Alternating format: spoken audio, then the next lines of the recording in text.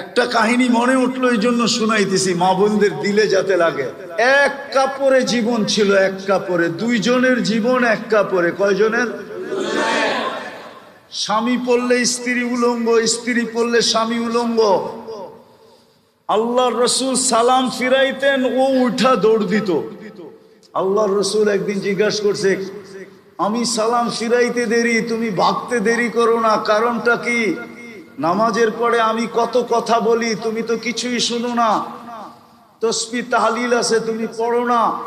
তো চোখের পানি ছেড়া বলতেছে, ইয়া রাসূল আল্লাহ, একটাই কাপড়, আমি পড়তে চলে আসছি, আপনি সালাম ফিরান, আমি ছুটা যাই, আমি যা খুলা দেই যেন আমার স্ত্রী আউয়াল ওয়াক্তে নামাজ পড়তে পারে। ইয়া রাসূল আল্লাহ, আমারও মনে চায় আপনার কথা শুনে। আল্লাহর রসুল পর্যন্ত চোখে পানি চলে আসছে, এরকম জীবন। ওই ঘরের কাহিনী শুনাইতেছি।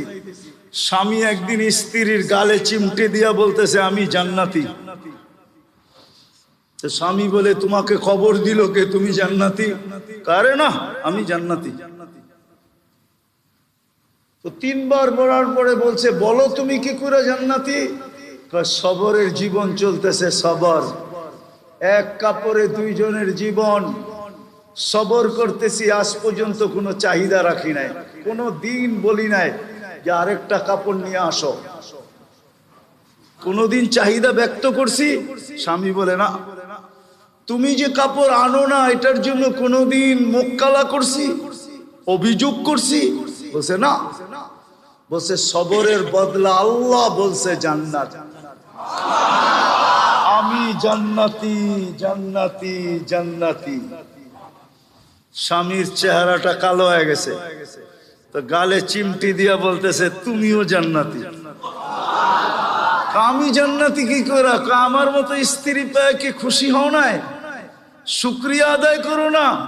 তো বলতেছে, পাগলি, একবার ডেলি 100বার আল্লাহ শুকরিয়া আদায় করি যে আল্লাহ আমাকে কি ধরায়া দিল, কি পাইলাম আমি।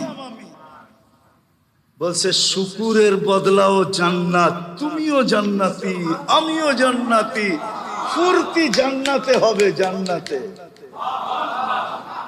আফসোস, আমার মা বোনরা যদি এরকম হয়ে যায়, তাহলে পুরুষদের পরিশ্রমও কমে যাবে।